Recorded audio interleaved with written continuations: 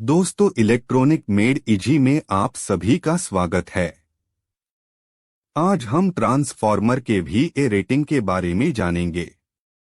उससे पहले आइए हम ट्रांसफॉर्मर के कुछ बातों के बारे में जानकारी लेते हैं। ट्रांसफॉर्मर एक पैसिव कंपोनेंट है।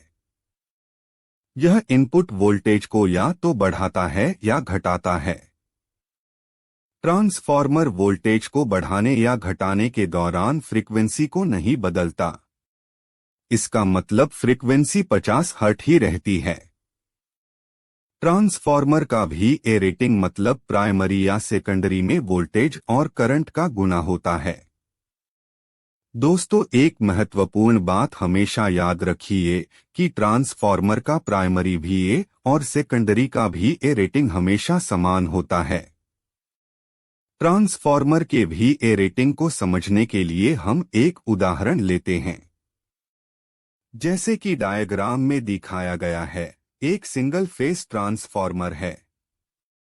इसके प्राइमरी साइड पे 230 वोल्ट्स AC इनपुट वोल्टेज दिया है और सेकेंडरी पे 9 से 0 AC वोल्ट्स सप्लाई प्राप्त होगा और सेकेंडरी करंट 2 एम्पियर है। इसका मतलब ट्रांसफॉर्मर सेकेंडरी की पावर होगी 9 गुणा 2 मतलब 18 वाट।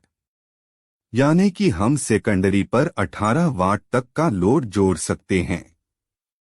तो दोस्तों, एक सवाल मन में आता है कि यह ट्रांसफॉर्मर इनपुट से कितना करंट का उपयोग करता होगा।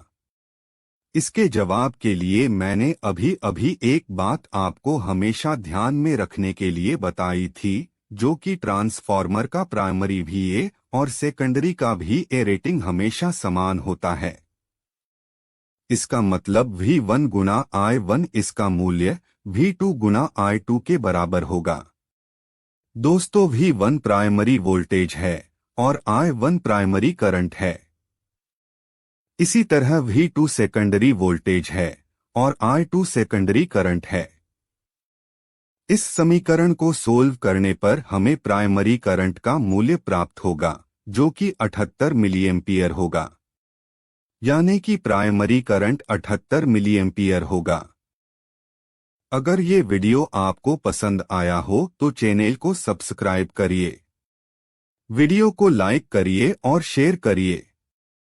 आप सभी का धन्यवाद।